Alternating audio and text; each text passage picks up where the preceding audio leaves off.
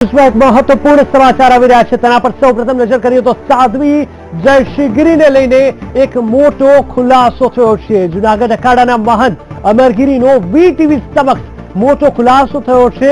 ભવનાથ તળેટીમાં આવેલા અખાડાનો કબજો બળજબરીથી કર્યો હોવાની અહીંયા વાત તેમણે કરી છે। અમરગીરીનો ભારતી બાપુ પર પણ ગંભીર આક્ષેપ છે। સાધ્વીએ ભારતી બાપુની મદદથી જૂનાગઢમાં પ્રવેશ કર્યો હોવાનો તેમણે આ ખુલાસો કર્યો છે અને અમરગીરીનો તાત્કાલિક કલેક્ટર પર પણ ગંભીર આરોપ લગાવ્યો છે।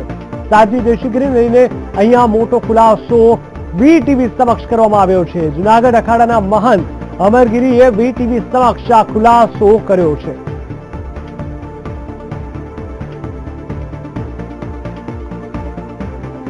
સાધ્વી જયશ્રીગીરી પર કહી શકાય કે એક બાદ એક ફરિયાદ વધુ બનતી જઈ રહી છે અને ક્યાંક ને ક્યાંક આ નામ વિવાદોના વંટોળમાં વધુ ગહેરું બનતું જઈ રહ્યું છે।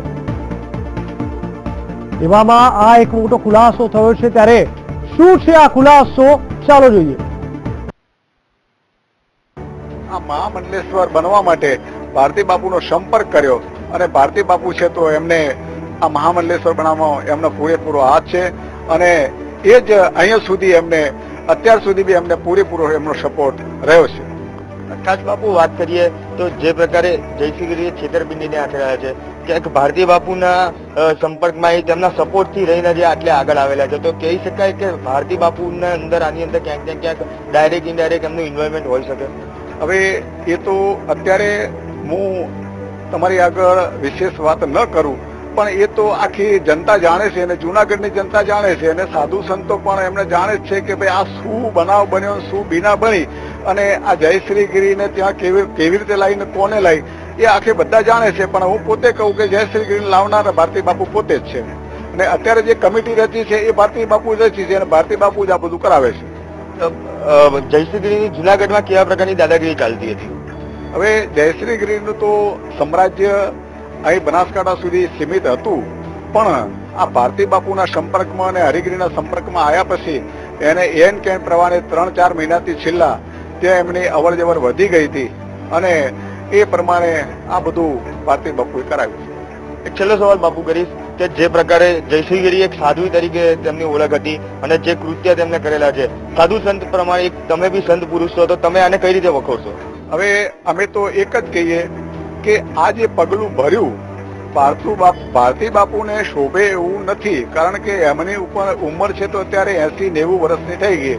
જ્યારે અમારા સાધુ સમાજના ભારતના સાધુ સમાજના પ્રમુખ શ્રી ગોપાલાનંદ બાપુ અત્યારે 110 વર્ષની ઉંમરે જીવે છે અને સાધુ સંતોમાં બહુ ટાઈમથી રહ્યા છે, પણ હજી સુધી એમની કોઈ વાત એવી આવી નથી। ત્યારે આ બિશંબર ભારતી છે તો આ બધું પગલું ભરે છે અને ખરેખર કૃત્ય લાયક ખોટું છે અને વખોડવા લાયક છે અને ખરેખર ના કરવું જોઈએ। સંતને શોભે એવું નથી, તો અમે તો વિશેષમાં શું કહીએ, પણ અમને સાચો ન્યાય મળે એ આપણી પાસેથી અપેક્ષા તમામની પાસે અમે રાખીએ। આ વાતને લઈને ક્યાંય આગળ સાધુ સંત સમાજમાં આગળ કોઈ મોટા સંતને મળવાની કોઈ અપેક્ષા કે કોઈ એવી ઈચ્છા ખરી તમારી?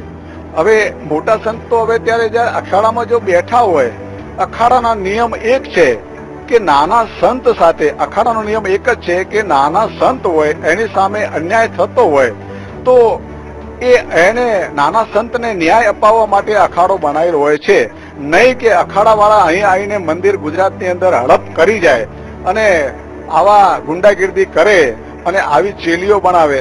ગઈ ફેરે આપણને ખબર છે અને મીડિયાવાળાને ખબર છે, તમામ ભારતના માણસોને ખબર છે કે રાધેમાં એક નર્તકી તરીકે હતી, એ કેબરે ડાન્સર હતી। આમાં આ અખાડાવાળાઓએ છે તો એને મહામંડલેશ્વરની પદવી આપવા માટે બહુ જ એ કર્યું હતું, પણ તેમ છતાં છેલ્લી ઘડીએ ભારતની પ્રજાનો આક્રોશ ફૂટી ગયો અને છેલ્લી ઘડીએ એ પ્રોગ્રામ રદ કર્યો। પણ આ વારે ઘડીએ અખાડાવાળાઓ આવી બધી ભાઈઓને અંદર પ્રવેશ આપતા હોય છે અને પૈસાને જોડે આ બધું ચાલતું હોય છે। એવું કહેવાય બાપુ કે ગુજરાતમાં આ બીજા રાધેમાં ઉભા કરવામાં આવે છે ભારતી બાપુ દ્વારા? હવે એવું તો મારે વિશેષ કંઈ વધારે કહેવું નથી, કારણ કે અમે અમારું સાથળ ઉઘાડી કરીએ તો અમને પણ શોભા નથી આપતું। દિશાથી અમારી સાથે જોડાઈ ગયા છે અમારા સંવાદદાતા મયુર મેવાડા। મયુર, જણાવશો જે રીતે જૂનાગઢ ભવનાથ મંદિરના મહંત અમરગીરીએ જે વીટીવી સમક્ષ ખુલાસો કર્યો છે, ભારતી બાપુનું નામ પણ તેમણે ઇન્વોલ્વ કર્યું છે, કયા બેઝ ઉપર આ ખુલાસો કરવામાં આવ્યો છે, શું કહેવું હતું તેમનું?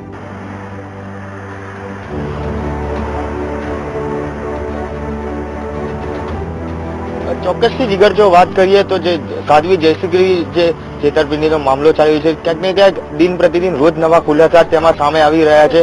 આજે જુનાગઢ ભવનાથ મંદિરના જે પૂર્વ મહંત હતા અમરગીરી, તેમની જોડે જયારે વીટીવીની ટીમે વાતચીત કરી ત્યારે ખાસ ચોંકાવનારા ખુલાસા સામે આવેલા છે. જુનાગઢ મંદિરના મહામંડલેશ્વર જે ભારતી બાપુ કહે તેમની ઉપર જે સીધા આક્ષેપ કરવામાં આવેલા છે, અમરગીરી દ્વારા જે સીધા તેમની ઉપર આક્ષેપ કરાયા છે કે જે જયશ્રીગીરીને જે જુનાગઢ જે ભવનાથ મંદિર છે, ભવનાથ અખાડા છે, તેમાં જે પ્રવેશ છે તે તેમના થકી કરવામાં આવેલો છે.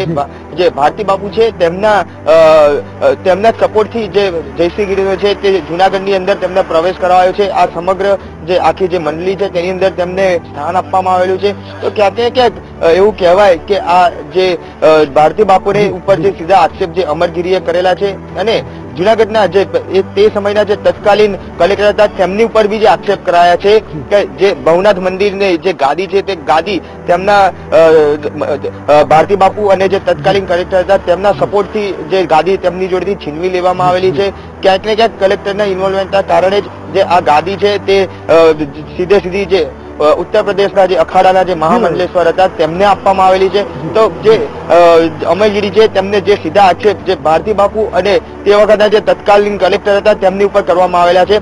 ખાસ જોવાનું રહેશે કે આગામી જે તપાસ થઈ રહી છે તે તપાસમાં જે પોલીસ છે તેમને કેવા પ્રકારના પુરાવા મળી રહે છે અને કેવા તપાસમાં આગળ નવા કેવા ખુલાસા સામે આવે છે. બિલકુલ, સમગ્ર માહિતી આપવા માટે ધન્યવાદ. તો વીટીવી સમક્ષ મોટો ખુલાસો કરવામાં આવ્યો છે. જુનાગઢના કહી શકાય કે ભવનાથ મંદિરના મહંત અમરગીરીએ જે રીતે વીટીવી સમક્ષ ખુલાસો કર્યો, આગળ હવે શું તપાસ થાય છે, શું નવા ખુલાસા થાય છે, શું કાર્યવાહી થાય છે તે તો સમય જ બતાવશે.